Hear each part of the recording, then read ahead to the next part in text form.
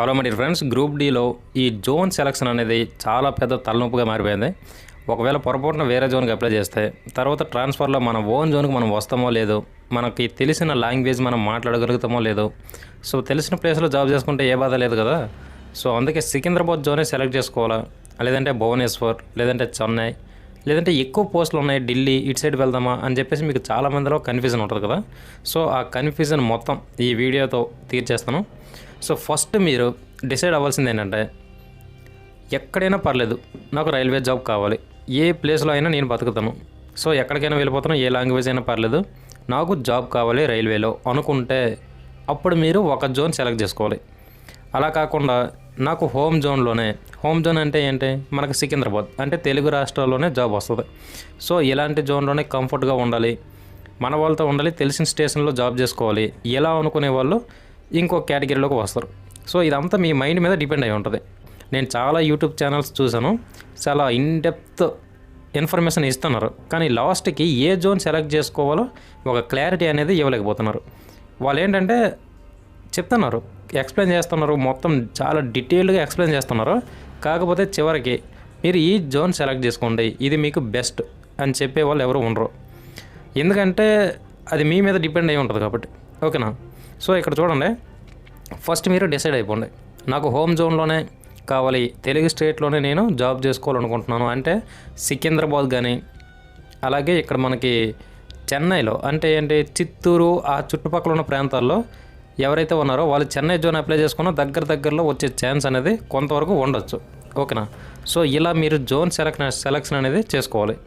So ఇప్పుడు మొత్తం ఎన్ని జోన్స్ ఉన్నాయి, ఇక్కడ మొత్తం ఎన్ని పోస్టులు ఉన్నాయి, ఎందులో కట్ ఆఫ్ ఎక్కువగా ఉంటుంది తక్కువగా ఉంటుంది పూర్తిగా చెప్తాను. చూడండి ఫ్రెండ్స్, కింద అన్నిటికంటే డౌన్లో చూడండి Delhi. So north railway New Delhi, ఇది 4785 పోస్టులు ఉన్నాయి. సో ఎక్కువ ఉన్నాయని చెప్పేసి ఎక్కడ అప్లై చేసామంటే కాంపిటీషన్ తట్టుకోలేము. నార్త్లో ఎవరైతే ఉన్నారో వాళ్ళందరూ కూడా ఢిల్లీ మీద ఇప్పుడు ఎగబడి అప్లై చేస్తారు, ఎందుకంటే అక్కడ పోస్టులు ఎక్కువ ఉన్నాయి. సో పోస్టులు ఎక్కువ ఉన్నాయి కాబట్టి ఆటోమేటిక్గా కాంపిటీషన్ ఎక్కువ ఉంటుంది. కాంపిటీషన్ ఎక్కువ ఉంది కాబట్టి ఆటోమేటిక్గా కట్ ఆఫ్ కూడా ఎక్కువ ఉంటుంది. సో అందరికీ 80 మార్క్స్ వచ్చేసాయి అనుకోండి అక్కడ, అంటే టాపర్స్ కొంతమందికి ఆటోమేటిక్గా అక్కడ కట్ ఆఫ్ అనేది 75-70 వరకు వెళ్ళిపోద్ది. సో ఇలా కాంపిటీషన్ బట్టి కూడా కట్ ఆఫ్ అనేది డిసైడ్ చేస్తారు. ఓకేనా. సో ఇక్కడ మరి సేఫ్ జోన్లో ఏది ఉంది బ్రో అంటే, సేఫ్ జోను ఇలాంటివంటూ ఏమీ ఉండవు. కట్ ఆఫ్ అనేది అక్కడ వచ్చిన కాంపిటీషన్ బట్టి ఉంటుంది. 2018లో ఇలాగే బెంగళూరుకు సంబంధించి ఈ రైల్వే ఎగ్జామ్ జరిగినప్పుడు కట్ ఆఫ్ అనేది కొంచెం తక్కువ ఉందని చెప్పేసి 2019లో అప్లై చేశారు. ఎక్కువ మంది దానికే అప్లై చేశారు, కట్ ఆఫ్ తక్కువ ఉందని. ఎక్కువ మంది అక్కడే అప్లై చేసేసరికి ఏమైంది, కాంపిటీషన్ ఎక్కువగా పెరిగిపోయింది. కాంపిటీషన్ ఎక్కువగా పెరిగిపోయేసరికి అక్కడ కట్ ఆఫ్ అనేది విపరీతంగా పెరిగిపోవడం జరిగింది. సో ఇలా లాస్ట్ టైం మనకి 2019 నోటిఫికేషన్లో కట్ ఆఫ్ చాలా తక్కువ ఉంది ఈ ప్లేస్లో, ఇప్పుడు కూడా అంతే ఉంటుంది అనుకుని అప్లై చేశారు. అక్కడ కాంపిటీషన్ ఎక్కువైపోయిందంటే మళ్ళీ కట్ ఆఫ్ కూడా పెరుగుద్ది. సో అందుకనే మీరు జోన్ సెలక్షన్ అనేది 3 రకాలుగా సెలెక్ట్ చేసుకోండి. ఓకేనా. 3 విషయాలు మీకు క్లియర్గా చెప్తాను. ఓకేనా. అందులో ఫస్ట్దే, ఎలాగైనా మాకు జాబ్ కావాలి బ్రో, ఎలాగైనా రైల్వేలో జాబ్ కావాలి, ఏ ప్లేస్ అయినా పర్లేదు భారతదేశంలో వెళ్ళి చేస్తాం, కష్టపడతాం అని చెప్పేసి మీకు ఉంటే మీరు చెన్నై కొంచెం బెటర్ ఉంది. సో చూడండి 3244 ఉన్నాయి. ఇది సెంట్రల్ రైల్వే ముంబైకి సంబంధించింది, ఇది కూడా కొంచెం బెటర్. అలాగే వెస్ట్రన్ రైల్వే ముంబై కూడా 4672 పోస్టులనే ఉన్నాయి. ఇది కూడా కొంచెం బెటర్లో ఉంది. సో మనం చెన్నై నేను ముందుగా ఎందుకు చెప్పారంటే, ఇక్కడ మీరు చూసుకున్నట్లయితే చెన్నై 2694 దగ్గర నియర్లీ 3000. కాకపోతే ఏంటంటే ఇక్కడ చెన్నై నుంచి మనకి ట్రాన్స్ఫర్ అవ్వడం కొంచెం కష్టంగా ఉంటుంది మన సైడ్ తెలుగుకి. అందుకే నేను ఇందాక చెన్నై అని చెప్పేసి ఇది వచ్చేసాను. సెంట్రల్ రైల్వే ముంబై, అలాగే వెస్ట్రన్ రైల్వే ముంబై. ఈ వెస్ట్రన్ రైల్వే ముంబై అనేది కట్ ఆఫ్లో కొంచెం తక్కువలో ఉంటే ఉండొచ్చు, మనం ష్యూర్గా చెప్పలేం కదా ఎలా ఉంటుంది. కాంపిటీషన్ ఎక్కువైపోతే మళ్ళీ కట్ ఆఫ్ కూడా పెరిగే ఛాన్స్ ఉంటుంది. కాబట్టి లాస్ట్ నోటిఫికేషన్స్ ఈ ఇన్ఫర్మేషన్ మనం కొంచెం గమనించినట్లయితే ఈ వెస్ట్రన్ రైల్వే ముంబై అనేది కొంచెం బెటర్. ఓకేనా. సో ఇది కొంచెం బెటర్ లాగే అనిపిస్తుంది. ఆ తర్వాత మనకి చెన్నై, ఈజీగా చెప్పవచ్చు చెన్నై అని. సో చెన్నైలో కూడా జాబ్ ప్రొఫైల్ అయితే బాగుంటుంది, అక్కడ వర్కింగ్ ప్లేస్ ఇదంతా బాగానే ఉంటుంది, కానీ ట్రాన్స్ఫర్ మాత్రం కొంచెం కష్టం. ఏ జాబ్కి ఎక్కినా సరే రైల్వేలో, ఏ జాబ్కి అదర్ జోన్లోకి వెళ్ళామంటే మనకి ఓన్ రిక్వెస్ట్ ట్రాన్స్ఫర్స్ ఉంటాయి, అలాగే మ్యూచువల్ ట్రాన్స్ఫర్స్ ఉంటాయి. ఇలా ట్రాన్స్ఫర్స్ అనేవి ఉంటాయి. సో మనం ఎలా వద్దన్నా ఒక 5 years నుంచి 10 years అనేది సర్వీస్ ఇవ్వాలి అక్కడ. జాబ్ చేయాలి. 5 ఇయర్స్ నుంచి 10 ఇయర్స్ జాబ్ చేసిన తర్వాత అప్పుడు మీకు ట్రాన్స్ఫర్ అనేది వస్తుంది. మీ ఓన్ ఏదైతే ప్లేస్ ఉందో, జోన్ అయితే ఏదో ఉందో ఓన్ తెలుగు రాష్ట్రాలకి ఇలా అప్పుడు మనకి ట్రాన్స్ఫర్ అనేది పెట్టుకోవచ్చు. ఓకేనా, అంతవరకు మీరు వర్క్ చేయాల్సిందే. సో మ్యూచువల్ ట్రాన్స్ఫర్ అవ్వచ్చు. మ్యూచువల్ ట్రాన్స్ఫర్ అంటే ఏంటి, అక్కడ మనకు పొరపాటున ఢిల్లీకి సంబంధించి అక్కడ పోస్టింగ్ వచ్చింది, చెన్నైలో లేకపోతే ఇంకెక్కడైనా పోస్టింగ్ వచ్చింది. సో ఆంధ్రాలో ఒక వ్యక్తి ఢిల్లీకి రావాలనుకుంటున్నాడు. సో మనం అక్కడి నుంచి ఇక్కడికి రావాలనుకుంటున్నాం. సో ఇద్దరం ఇక్కడ మ్యూచువల్గా ట్రాన్స్ఫర్ అనేది అవుతుంది. ఆ వ్యక్తి అక్కడికి వెళ్తారు, మనమేమో ఇక్కడికి వస్తాం. ఇది mutual transfer. Own request transfer ఉంటుంది. ఇదేంటంటే మనం రిక్వెస్ట్ పెట్టుకుంటాం ఒక 5 ఇయర్స్ తర్వాత. పెట్టుకున్న తర్వాత గవర్నమెంట్ దాన్ని ఆమోదించవచ్చు, లేదంటే కొట్టేయచ్చు, చెప్పలేం. మన స్థితిగతులు బట్టప్పుడు వాళ్ళు ఓకే చేస్తే వెళ్ళొచ్చు. సో ఇలా ఉంటుంది. ఓకేనా, ఇది ముందు క్లియర్ కట్గా తెలుసుకోవాలి. ట్రాన్స్ఫర్స్ గురించి తెలుసుకోకుండా అప్లై చేసి ఒక 1 ఇయర్లో నేను మళ్ళీ ఓన్ స్టేట్కి వచ్చేస్తా అని చెప్పేసి చాలామంది అప్లై చేసుకుని దెబ్బ అయిపోయిన వాళ్ళు కూడా ఉన్నారు. ఓకేనా, సో ఇది ఒకటి గుర్తుపెట్టుకోవాలి. సో ఇక మన సికింద్రాబాద్ జోన్కు వస్తే 1642 పోస్టులనే ఉన్నాయి. 1642 పోస్టులు అయితే ఉన్నాయి, కానీ మీరు మళ్ళీ గుర్తుపెట్టుకోండి, ఇప్పుడు ఇచ్చిన నోటిఫికేషన్లో మనకి ఎంతవరకు మొత్తం పోస్టులు కలుపుకుంటే 32,438 పోస్టులనే ఉన్నాయి. సో ఇవన్నీ అప్లై చేసిన వాళ్ళందరికీ వస్తాయా అంటే అలా ఏమి ఉండదు. ఇక్కడ చూడండి మీరు పక్కనే ఎక్స్ సర్వీస్ మ్యాన్. ఈ ఎక్స్ సర్వీస్ మ్యాన్కి దగ్గర 6,485 పోస్టులు ఉన్నాయి. అలాగే ఇక్కడ చూడండి అప్రెంటిస్షిప్గా చేస్తుంటారు చూడండి కొంతమంది. సో వాళ్ళకి 6,485 పోస్టులు ఉన్నాయి. ఇవన్నీ సపరేట్గా ఇచ్చేస్తారేమో అనుకుంటున్నారేమో మీరు. అలా ఏమీ ఇవ్వరు. ఇవన్నీ ఈ 32,438 పోస్టులోనే కోత కోసి బయటికి లాగేసి ఇస్తారు. ఓకేనా, సో ఇలా పోగా మిగిలిన పోస్టులే మనకు వస్తుంటాయి. ఇక్కడ మనకు సికింద్రాబాద్లో 1642 పోస్టులు ఉన్నాయి కదా అని చెప్పేసి అన్నీ మనకు వస్తాయి అనుకోకండి. సో ఇలా పోస్టులు అనేవి తగ్గుతుంటాయి. ఓకేనా, సో మీరు పాయింట్ మ్యాన్కా, లేదంటే మిషనరీకి సంబంధించింది, లేదంటే మెకానిక్ సంబంధించింది, లేకపోతే ఇక్కడ ఏదైనా వర్క్షాప్లో జాబ్ చేస్తాం అనుకుని మీరు అనుకుంటారు కదా, ఈ ప్లేస్లో లేదంటే ఈ వర్కే నేను చేస్తాను, ఈ జాబే నేను చేస్తానని చెప్పేసి మీరు అనుకుంటారు కదా. ఆ జాబ్ అనేది సికింద్రాబాద్లో ఎక్కువ ఉన్నాయో లేదో చూసుకొని అప్లై చేసుకోవడం బెటర్. సో ఇప్పుడు ఇంకో ఇన్ఫర్మేషన్ క్లియర్ కట్గా చెప్తా చూడండి. మాకు హోమ్ జోన్లో జాబ్ కావాలి అంటే తెలుగు రాష్ట్రాల్లోనే జాబ్ కావాలి, లేదంటే తెలుగు రాష్ట్రాలకు పక్కపక్కనే జాబ్ కావాలి అనుకుంటే కొన్ని ఉన్నాయి. ఓకేనా, ఆ జోన్స్ చెప్తా వినండి.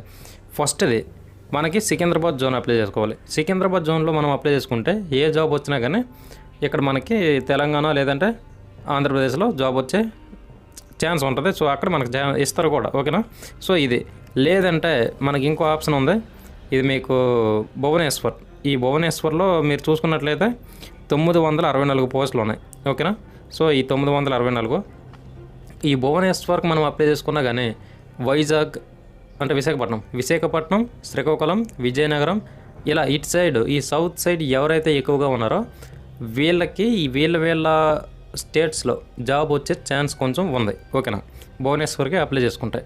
తర్వాత మనకి చెన్నై ఎందుకు బ్రో అంటే చెన్నై అనేది మనకి చూడండి మీరు చిత్తూరు, కర్నూలు, కడప ఇలాగా ఆ ప్లేస్లో మరీ దగ్గర కాకపోయినా ఇటు సైడ్ ఏంటంటే మనకి తెలుగు వాళ్ళు కూడా ఎక్కువ మంది ఉంటారు, అలాగే తమిళ వాళ్ళు కూడా ఉంటారు. సో ఇక్కడ కూడా మనకి అప్లై చేసుకోవడానికి ఛాన్స్ ఉంది. ఓకేనా, భువనేశ్వర్, సికింద్రాబాద్, చెన్నై. ఇందులో కర్ణాటకలో కూడా మనకి తెలుగు మాట్లాడే వాళ్ళు ఉంటారు, ఒక 30% వరకు ఉంటారు. ఓకేనా, సో అక్కడ కూడా మీరు అప్లై చేసుకుంటామంటే మీరు వెస్ట్రన్ రైల్వే ముంబైకి అప్లై చేసుకోవచ్చు. సో ఇది ఇన్ఫర్మేషన్. ఫస్ట్ నేను ఏం చెప్పాను, జాబ్ ఎక్కడైనా చేస్తాం అనుకునే వాళ్ళకి చెప్పాను. సెకండ్, హోమ్ జోన్లో లేదంటే తెలుగు మాట్లాడే స్టేట్స్లో మేము జాబ్ చేయాలనుకుంటున్నాం అనుకునే వాళ్ళకి చెప్పాం. ఓకేనా, ట్రాన్స్ఫర్ విషయానికి వస్తే నేను చెప్పొచ్చేది ఏంటంటే ఇందాక చెప్పాను కదా, 5 సంవత్సరాల నుంచి 10 సంవత్సరాల వరకు సర్వీస్ ఇచ్చిన తర్వాత ట్రాన్స్ఫర్ చేస్తారు. ఓకే, ఇది గుర్తుపెట్టుకోవాలి. లాస్ట్ నోటిఫికేషన్ని బేస్ చేసుకొని అక్కడ కట్ ఆఫ్ చాలా తక్కువగా ఉంది, అక్కడే అప్లై చేద్దామని చాలామంది అనుకుంటారు. కానీ అలా అప్లై చేస్తే మీకే లాస్ వస్తుంది. ఎందుకంటే మనకు చూడండి ఒకసారి, ఇప్పుడు 2025కి 32,438 పోస్టులు అనేవి ఇచ్చారు. కానీ 2018 మనం గమనించినట్లయితే 2018లో 62,097 పోస్టులు అనేవి ఇచ్చారు. సో అప్పుడు కట్ ఆఫ్ అనేది ఒకలా ఉంటుంది. అలాగే 2019లో 103,769 పోస్టులు అనేవి ఇచ్చారు. సో అప్పుడు కూడా కట్ ఆఫ్ ఇంకోలా ఉంటుంది. ఎందుకంటే ఒక్కొక్క జోన్లో పోస్టులు ఎక్కువ ఉంటాయి కాబట్టి అక్కడ కాంపిటీషన్ ఎక్కువ ఉంటుంది, కట్ ఆఫ్ పెరిగే ఛాన్స్ ఎక్కువ ఉంటుంది. ఒక్కొక్క జోన్లో పోస్టులు తక్కువ ఉంటాయి, అక్కడ కట్ ఆఫ్ తక్కువగా ఉంటుంది. కొన్ని జోన్లో పోస్టులు ఎక్కువ ఉండి కట్ ఆఫ్ అనేది తక్కువగా ఉంటుంది.